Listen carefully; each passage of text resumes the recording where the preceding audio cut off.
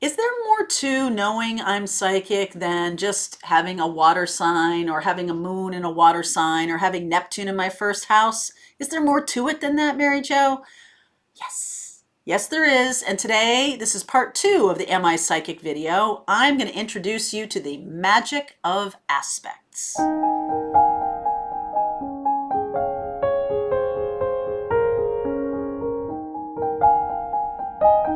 All right, welcome back to my channel. If you are new here, hey, welcome in. It's nice to see you. If you like the content I create, please like, subscribe, and share. That's super awesome. And if you're here because you want to know about Am I Psychic, Mary Jo, then let's get going, okay?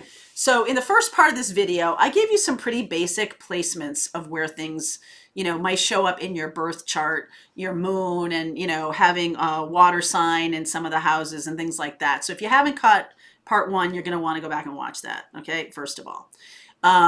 If you don't know or you don't have a birth chart, there are links below for you to get a birth chart, all right? It requires a birth date and a very accurate time of birth and a birth location. This is Western astrology, and your birth location matters because it's where you are on the planet viewing the constellations and things like along those lines. And second of all, the birth time. Your ascendant can change every 2 hours. So these are things you're really going to want to research if you don't have it like right off the top of your head. It's probably best not to ask mom and dad because usually they're the least aware of the time. They're a little busy when you're being born. So you might want to try to get a long form birth certificate. Those are available from the hospital you were born in. The one that's at the town hall is usually the short form birth certificate. So you want to do that, or you can ask aunts or uncles or people who were around the day you were born if they remember. That will also be a good piece of information to try. You can also gerrymander, or sort of reverse engineer, but that's for another video. That's another day. You may want to take my basics of reading your birth chart class. If you really have some kind of like, oh, I just don't know anything but my sun sign, I have a very good basics of reading your astrology chart class. The link is below. You can catch that. It's a recorded class. You can watch it whenever you want to. I feel like it'll help you understand a little bit more about how to look at that zodiacal wheel and that chart of the moment of your birth with a lot more clarity. Okay, so let's get into it. All right, these are four little kind of advanced things to look at, or advanced astrology concepts. So if, like I said, if you really need to get some basics under your belt before you are able to sort of take this information in, then by all means go look at the class. But for those of you who do have astrology awareness, or you are somebody who is ready to open up to the next level of astrology information, well, hello, this video is for you. Basically, an aspect is an angle that two planets make to each other, okay? Conjunctions are when they're sort of right on top of each other, within a degree or two of each other, and that means those energies are working together. A square is when they're at 90 degrees from each other, and that is a stressful position. It's stressful in a purposeful way, though. It allows the two of those planets to learn something. Okay, and it's sort of like a Saturnian thing, right? It allows them to be stressed enough so they try to do something differently. An opposition, when two planets are in opposition to each other, historically, it's like a push me, pull you kind of experience, that one is pulling and then the other is pulling. And I want to give you a little bit of insight. My belief about oppositions are that it's a dance between the two. So it can be a push me pull you kind of thing, like we're tugging, or it can be like, oh, this is kind of interesting, sometimes here, sometimes there, right? That's an opposition. Sextiles and trines are lovely flowing energy. So those are the ones I'm going to primarily concern myself with right now as I'm teaching you about these four ways to understand your psychic nature in this video. When something is like well aspected, whenever you hear that terminology, something's well aspected, that means that it's conjunct, it's sextile, or it's a trine. It's something that flows a little easily. If it's in a difficult aspect or stressful aspect, those are the squares and the oppositions, okay? So let's get cracking. The first one's kind of meaty. Just saying. So make sure you have a pencil and paper ready to take this down. The first thing I want to talk about is the aspects with Pluto, Neptune, and Uranus. Okay, these are very mystical planets, all three of them. I talked about them a little bit in the first video of this series. Pluto, is connected with Scorpio. It is about death and transformation. So there's a mystical nature to birth, rebirth, death, past life, all of that kind of stuff. So Pluto is very mystical. Neptune is this psychic planet. It's connected to Pisces. It is definitely divinely connected to higher self and things like that.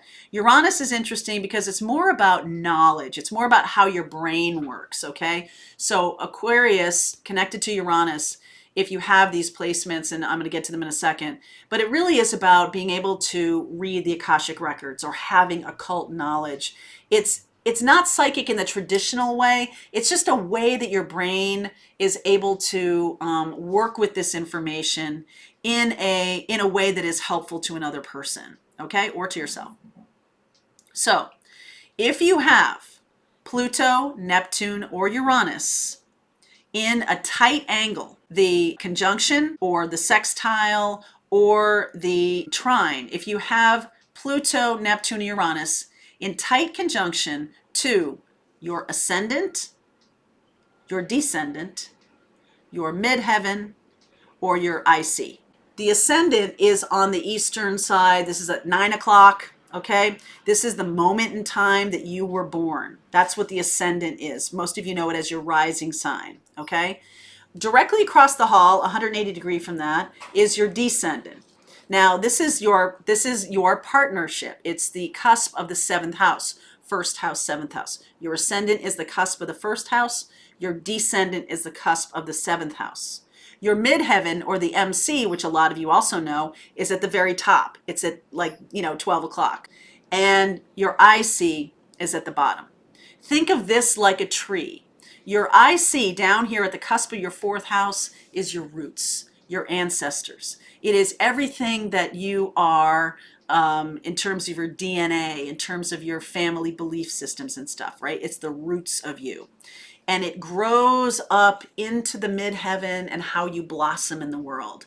And the 10th house is your external career. It's how you're seen. It's how people see you, okay? So it's that 10th house up there. If you have Pluto, Neptune, or Uranus in tight aspect to any of those four angles in your chart, so if you have Pluto conjunct your ascendant sign, if you have Neptune right there at the midheaven spot of your chart, if you have Uranus right there at the cusp of the fourth house, if you have Pluto over here at the descendant at the cusp of your seventh house, this is meaningful, okay? Basically what this shows you is that you have some kind of gift. It's usually related to either who you are, right? This is how people see you, as someone who has an occult gift, Pluto, Neptune, or Uranus, right there, that's how they see you. It can also be how you're connected to your partner on the cusp of the descendant, cusp of the seventh house. It can be how you're connected to partnership. This is twin flame stuff, okay? So if you have these planets, Pluto, Neptune, Uranus, on that descendant, or you have some kind of energy right on that descendant, this can be indicative of being a twin flame, okay? This is something that I am studying. This is not something that I think a lot of people talk about, but it is because of the nature of the spiritual path. That descendant path, that cusp of the seventh house, that seventh house is all about your immediate partnership. That can really be meaningful in terms of your spiritual mission on this planet. And it doesn't have to indicate, it can indicate twin flame connection, okay? If you have any of these planets, Pluto, Neptune, or Uranus, in conjunction within 1 or 2 degrees, that's what a conjunction is, of your IC down at the cusp of your fourth house, That can mean that you have some kind of mediumship capabilities. You have some kind of ability to connect with ancestors. You talk to the dead kind of thing. And you channel. You could be a channel like Abraham Hicks, something along those lines. So that can be present. And also if you have Pluto, Neptune, or Uranus right up there at the cusp of the 10th house, then this can be your career. Okay, then being psychic, it can be like the Long Island medium person, who is someone who is not only psychic, but also has these abilities and can be seen as that in your career. This is part of your career. Also, any of these planets in tight aspect to your north node. Okay, your north node is the work you're here to do on this planet. So a lot of you are psychic, a lot of you are mediums or channels or shamans, healers, teachers, guides. A lot of you are. Not everybody is here to do this as their work. You understand what I'm saying? As their job. So north node, we talked a little bit about north node yesterday. If you're interested in learning about what you're here to do, I do teach a north node class. And you might want to avail yourself of that, especially with these kinds of aspects. If any of these planets are in aspect to your north node, meaning being in conjunction, okay, that can indicate psychic ability. If you have these planets in opposition or in square, then it's going to be challenging for you to learn to open up to these things. It's going to be challenging in your life to embrace these kinds of things. It can even be something that pulls you. You could have a family that pulls you away from this kind of experimenting or being aware of your psychic abilities, okay? So if you have them in square or opposition, this is a real challenge to you to open up to your spiritual capabilities, okay? That's Pluto, Neptune, and Uranus. So I do want to say one little thing, little asterisk here about Neptune. And we've been talking about Neptune now for a couple of days, and I want to say that if you do have Neptune, in any of these places or anything I talked about in the first video, you're going to want to do a lot more cleaning of your aura all the time. You're going to want to do a lot more smudging, a lot more saging, a lot more, because Neptune is a very sweet, gentle energy. It's also very porous. A lot of other people's energies can get in there, and you're going to want to clean your aura often. Okay, even daily, especially if you do this kind of work. If you're doing tarot, or if you're in connection with other people that you're doing healing work on, you're going to make sure that you need to clean that and cleanse that aura very, very often, because Neptune is very susceptible to other people's energies. Okay, all of that was part one, or was number one. This is number two. Okay, so there's a lot of information in that first one, but I know you guys have written it down. I know you, or you at least go back and watch it again. Number two, we're going to be talking about Neptune again here a little bit. I want to talk about Mercury in conjunction, so right on top of each other, in conjunction with Neptune. Okay, that is super, super spiritual. It really indicates a spiritual practitioner, because Mercury is the messenger, right? Mercury is the messenger, and Neptune is such a highly intuitive sign, like I just talked about. So Mercury conjunct Neptune is an indicator of psychic ability. It is likely being a channeler or something along those lines. Also sextile and trine. Those are also easy flowing energies, things that work well together. So Mercury within 1 or 2 degrees of Neptune especially, you're going to really find that this is very important as an indicator of spiritual capability, spiritual practitioner, things along those lines. You can also do very well with adding a yoga practice and a more stringent meditation practice with this, because this does indicate, like I said, that channeling capability. So you want to keep the channel clear all the time. You want to have a good connection, a solid connection, and you want to practice good spiritual hygiene, meaning yoga and meditation, much more often if you have that aspect in your birth chart. To keep going with Mercury here, Mercury conjunct the moon also is, this is still number two.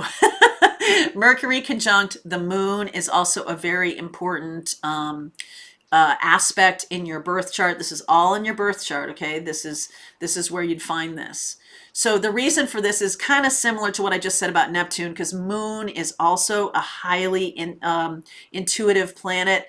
And with Mercury conjunct, meaning within 2 degrees on either side of your Moon, that does mean you're channeling that deep connection to your guides. You are channeling that. So don't forget about the Moon on this with this piece number 2. Which brings me to number 3. This is the third aspect I want you to consider. And again, we're talking about Moon, we're talking about Neptune a little bit. This is about Moon or Neptune, or both, aspecting your ascendant, your rising sign. I teach a class about the ascendant, the rising sign, and really it is your pathway to learning about your past lives, who you are, who you brought into, all of the skills and talents and everything you brought to this life come through your ascendant.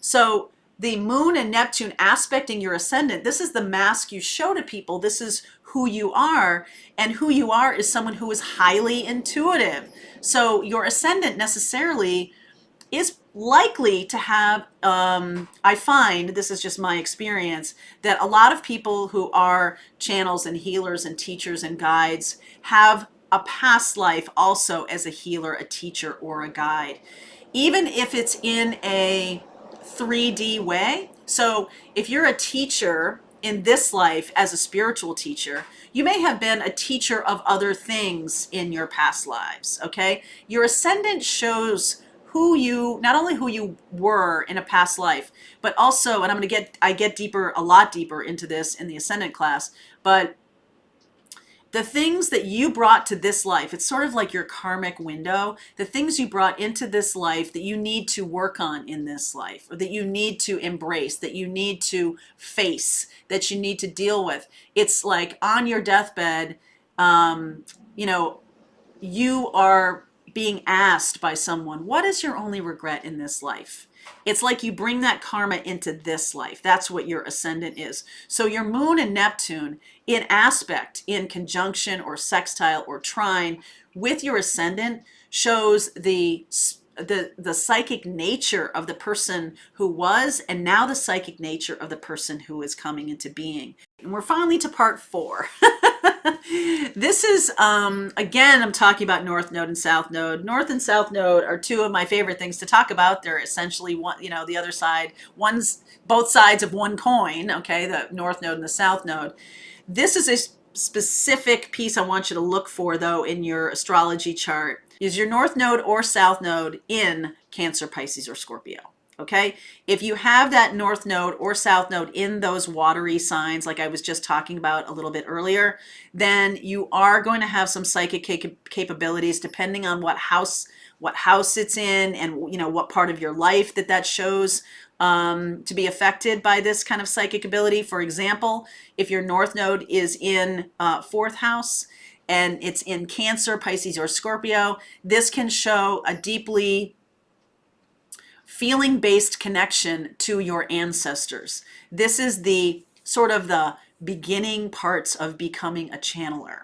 Okay, if your North Node is in the 8th house, the 8th house is the house of death and transformation. You may be able to talk to dead people, mediumship, things along those lines. I'm sorry for the light going in and out. It's so crazy today. I mean, honestly. So just take a look at that North Node, South Node. The North Node is what you're here to embrace in this life. The South Node is what you've brought into this life. So I see a lot of South Node in the 12th house and North Node in the 6th house. Because North and South Node are directly across from each other. If you want to know more about North and South Node, take my class. But South Node in 12th house is about someone who was a shaman, a medium, someone who really was deeply connected in a very far-reaching way to the other side. They could be, someone who channels dead people. They could be someone who is a healer. They could be it's just endless 12th house. But that's who they brought to the table, all right? That's what they brought into this life. With their North Node in the 6th house, 6th house is about daily routines and 9 to 5 and, health and wellness and things like that. So you're being asked, if you have North Node in 6th house, is to really take that very spiritual capability and make it a daily practice, and also work with other people on making it a daily practice. So This is not a class on North and South Node, but if you want to know more, you can. I'm just saying that this North and South Node in Cancer, Pisces, or Scorpio is highly indicative of a spiritual person, at least. So it depends on what house it's in. So take a look at what houses it's in, and then you can go back and look at the first video because I talk about the 4th, 8th, and 12th house as being highly psychic and highly spiritual. So I hope this has helped you. The aspects are a little bit more advanced. In the next video, there is going to be a part 3 here, and we are going to talk about progressed moon, progressed sun, and some other pieces that don't really kind of fit into either of these two videos. So if you like the content I create, please like, subscribe, and share, and keep an eye out for part number 3.